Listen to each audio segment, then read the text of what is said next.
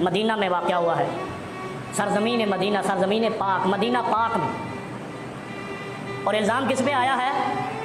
जो मदीने में चप्पल पहन के भी नहीं जाता है। इतनी जहालत भी दुनिया ने कभी नहीं देखी, इतना तासुब भी कभी नहीं देखा होगा। आपका पिछला वज़ीर आज़म गया तो मदीने में नारे लगे, कोई बोला नहीं।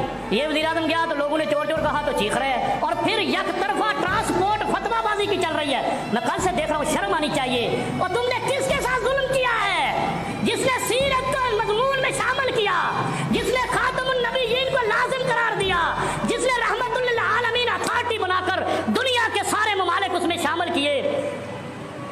और तुमने दुनिया में तारीख में पहली बार इस्लामोफोबिया का मुकदमा लड़ने वालों को जबरन जुल्मन तौअन करहन इक़्तिदार से अलग किया है। और मैं रब्बे किबरिया की कसम उठाकर कहता हूँ, भुट्टो की फांसी पे नादम होने वाली अदालतें एक वक्त आएगा इस किरदार पे भी रोएंगे।